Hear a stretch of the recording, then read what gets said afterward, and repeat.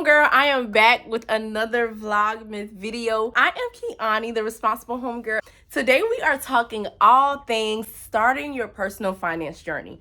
Now we are a few short days away from the new year, and I know at the top of the year we get ready for all of these big goals, but I have been saying consistently for the past couple of days, don't wait till January 1st, start now. I am hosting a workshop on December 22nd called New Year, New Money Habits, where we'll be talking about habits and I'll be giving you practical tips to make 2024 your most financially responsible year ever.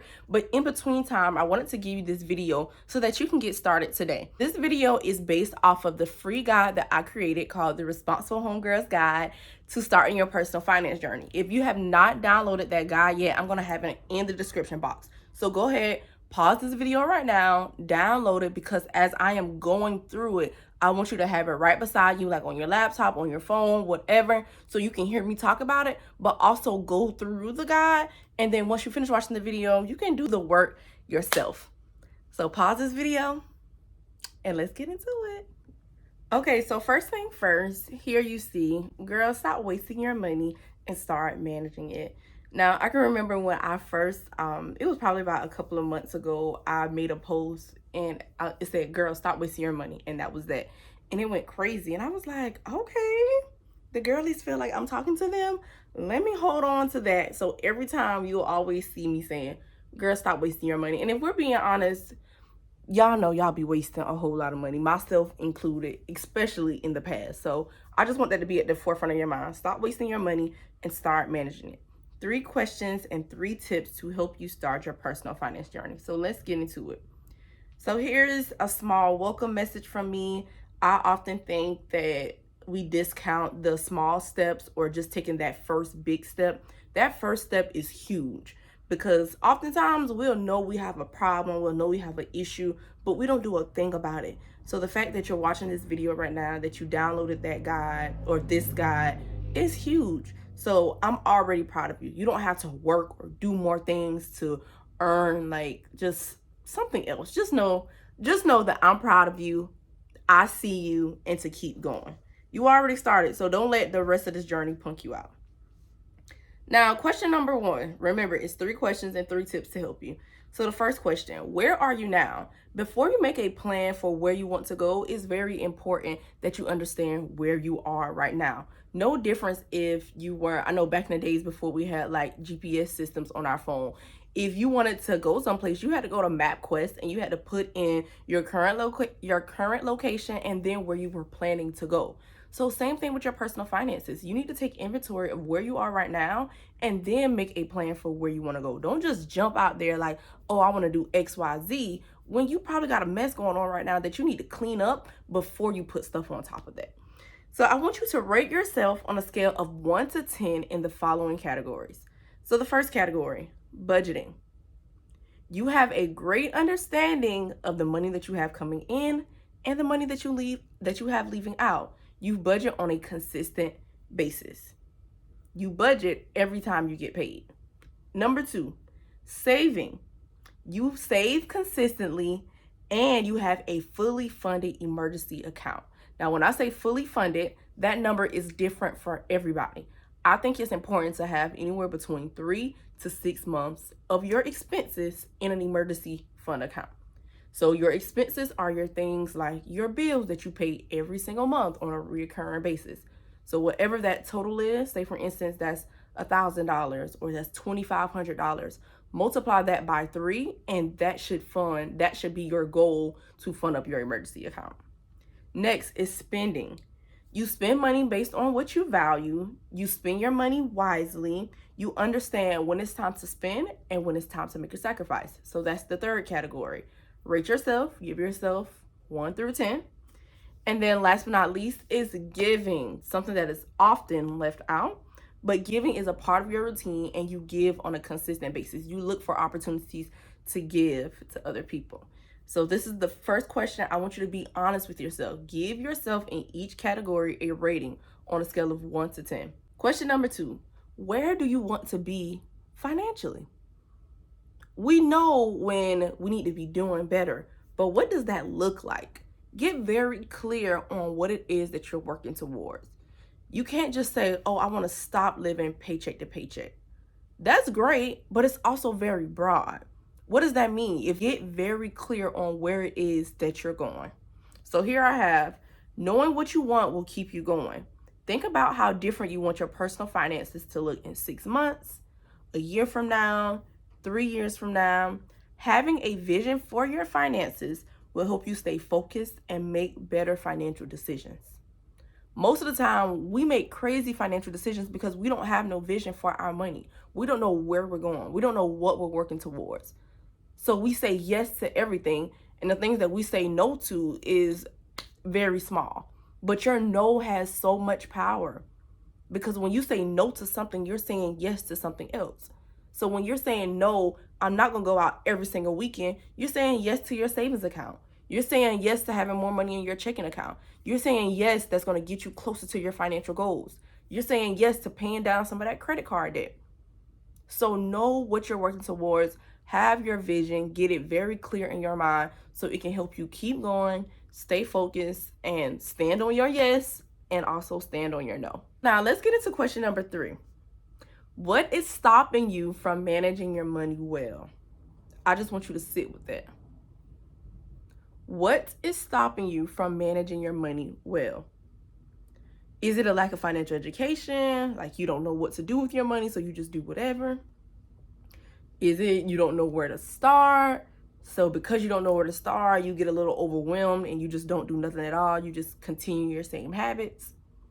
Is it you're just not disciplined? Like you know what to do and you could lock in if you wanted to, but you're just not disciplined. You're reckless with your spending. No matter what you try, you just can't stop spending money. What is it? And maybe your reason why isn't listed here, but I want to know what is stopping you from managing your money well. Be honest about the barriers in front of you. And if you're looking at the guide here, you see that it says barriers in quotations because any obstacle is really an opportunity. It's an invitation for you to ask yourself more questions, to dig deep and figure out why, and then to come up with a solution to the problem. Anytime you see a problem, there's a solution. So I don't believe that barriers or obstacles are real. Change your perspective and look at them as opportunities. Opportunities to dig deeper and figure it out, because you can do it. So those are the 3 questions. Where are you now? Where do you want to go? And then what is stopping you from managing your money well? So now after these 3 questions, we want to get into the tips to starting your personal finance journey. So tip number 1, you got to face your finances. I can remember a time where I was so scared to look at my bank account. And there are plenty of people that I talk to and they're like, girl, I don't even open the app. I don't check what's in my account because you're too afraid to face it. When many times it's not even as huge or as big as we make it up in our mind. So get out of your head. I like to say, get out of the clouds, stand on the grass, and just face it. You do not have to be scared or run and try to hide. It's not going to change the numbers. So just face it. Don't let fear stop you from making progress financially. Oftentimes, it's not as bad as the picture you made up in your head, like I said. So the place that you want to start, look at what's in all of your bank accounts. So if you got 1 account, 3 accounts, 4 accounts, and I'm talking checking accounts, all savings accounts, if you have a high yield savings account, look at what's in every single bank account that you have. Number 2, make a list of all bills. And I wish here I would have labeled, make a list of all of your bills, when the bill is due, how much the bill is, and what account it comes from. So 4 things, I'm gonna say it one more time. Make a list of all of your bills, when it is due, how much the bill is, and what account it's coming from. The reason why I want you to do that is because once you make a list of all of your bills, I want you to separate your bills into 2 main categories. What bills come out during the first paycheck that I get paid and the second paycheck when I get paid. So you can kind of have an idea of, okay, at the top of the month, I don't have as much money as the end of the month. I want you to see what bills are actually coming out of which paycheck and when these bills are due. And then last but not least, what account these bills are coming out of, Because oftentimes we are so surprised by how our accounts look because, oh, that bill is coming out there, that bill is coming out there, this, that, and the other. It's just so much happening in many different accounts. And I'm going to come back with another video later on about how to really get organized with your money, but we're going to take it one step at a time. Start with making an entire list, when the bill is due, how much the bill is, and what account it comes from. Then separate those bills based on the date. So if you get paid on the 1st and the 15th, what bills come out between the 1st and the 14th? And then what bills come out between the 15th and the 30th? So the next thing, check your credit score. And that's another thing that we don't like to face, but it's very important just to know where you are. Remember, we are starting our personal finance journey. So you want to get a full financial picture. The last thing on this page, number 4, track your net worth. Celebrities are not the only people with a net worth. Your net worth is basically a math equation. What you own, your assets, minus what you owe, your liabilities, equals your net worth. So your assets minus your liabilities equals your net worth. So when I say, what do you own? What investments do you have? What does your savings account look like? So those are investments and savings. So if you have a business, or what's in that business account, if you have a Roth IRA or a 401k or any sort of investment vehicle, write that number there and whatever value is associated with that. And then savings, traditional savings, high yield savings, whatever you have that you own, write it there. If you own a car, what's the value of that car? Write it there. And then liabilities, who do you owe? So that's your credit card debt. If you owe on your car that you're paying for, that's your car debt, student loans, every single thing that you owe will be in that column. And then subtract, do the math. Assets minus liabilities equals net worth. So here I got at the bottom, this is just a starting point. The reason why I told you to do all this is because, like I said before, I want you to get a full financial picture of where you are currently. And let's go down to tip number 2. Tip number 2, get rid of the bad habits. I'm compassionate when it comes to you starting your personal finance journey, but I'm also going to empower you to change your habits, make better decisions, and do what it takes to start managing your money well. When I'm working with my clients, I always tell them, like, you weren't taught about personal finance. Many of us weren't taught about managing your money and all of that good stuff. So I'm going to extend grace to you, and I want you to extend grace to yourself. But I'm also going to be on your neck, and I want you to be on your own neck, because all you have to do is decide that you're going to do something different. Once you decide that you're going to do something different, then the habits are going to change. And no, you're not going to change the habits overnight, but I want you to always think at the top of your mind, like, do I want this more or do I want that more? And when I say this and that, it could be as simple as, do I want this shirt or do I want a bigger savings account? And yes, you can get both, but what's most important? So we have to start counting the cost of our financial decisions, not just playing the short-term game, but playing the long-term game. So start here. Create a budget and put boundaries in place to help you stay disciplined. If you need help, you can purchase my course, BYOB Build Your Own Budget, as a guide to walk you through the process step by step. So BYOB is a class that I hosted probably about a couple of months ago, and it was amazing, teaching people how to budget, my full process step by step. So if you need help with creating a budget, start here, purchase the course. It's really good and really helpful for you. Tip number 3, switch up what you're consuming. When my money was funny, I was about to get evicted. I had no place to turn. Not that I didn't have any place to turn, but I was too embarrassed to ask for help. I turned to podcasts, books, YouTube videos, because I knew absolutely nothing about budgeting, managing my money. I was in a very bad place financially. I was down bad. And switching up what I consumed changed my entire life. I went from listening to my favorite artists all the time and all this different music to having this passion and this joy to just listening to people talk about money. I was introduced to this whole world of personal finance that I knew nothing about. I used to have dreams of making 6 figures in a year, and then I started listening to podcasts and was exposed to entrepreneurs who are making 6 figures in a month.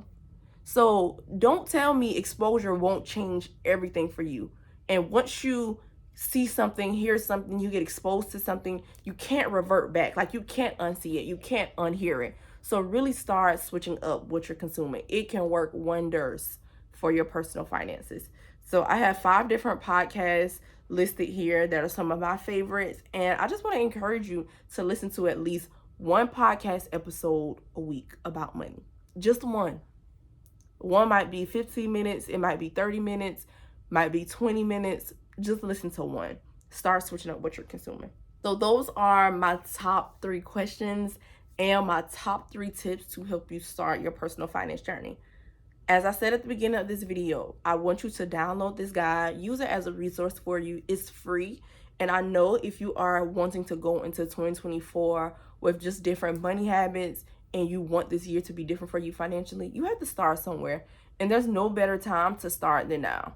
There's no need to wait, because January 1st isn't going to magically do something. Like, yes, it's great to be starting a new year and you have this sense of refreshment and a reset, but there's nothing wrong with starting now. Go ahead and get your momentum. Go ahead and get a head start. Go ahead and figure some things out. So by the time the new year comes in, you're good. You're ready to go. You're pretty much getting adjusted and still transitioning into this new season, this new way of life. Because starting your personal finance journey is just like any other journey you're starting, whether that's building a relationship with God, your spiritual journey, whether that's your fitness and your personal, what is it called? No, it's called your fitness and your health journey. Whatever it is, if you're learning something new, it is a transitional period. It's a period of getting adjusted. It's new. And with new things comes new things. That's so good. With new things comes new things. New habits, new disciplines, new sacrifices, new lessons, new blessings, new everything. New things come with new things. You can steal it, but just give me my credit, okay? So after my top 3 questions and my top 3 tips to help you start your personal finance journey, I have my final words here, and I'm just explaining how proud of you I am for taking the first major step, which is huge. And then if you go down, I'll talk a little bit more about my own journey, how I even got introduced to personal finance, why I'm so passionate about this particular area of money management. And then if you want to speak with me directly, you have the opportunity to book a free 15-minute consultation, a one-on-one call where you can give me a little bit more insight into what you have going on financially, your financial goals. Share with me what you really want to work towards, and I can help you come up with a plan to actually get there. And if it's a good fit, me and you, we can work together. So here is the Responsible Homegirl's Guide to Starting Your Personal Finance Journey. I hope this video was super helpful for you. Share it with your homegirls, because one thing we are not doing is leveling up alone. Make sure you share it with a homegirl, please. Please share it with a homegirl. Thank you for rocking with me. We are only on day, I want to say 6 of Vlogmas, and it has been amazing so far. Continue rocking with me between now and after Christmas. Thank y'all so much. I love y'all. I appreciate y'all. And until next time.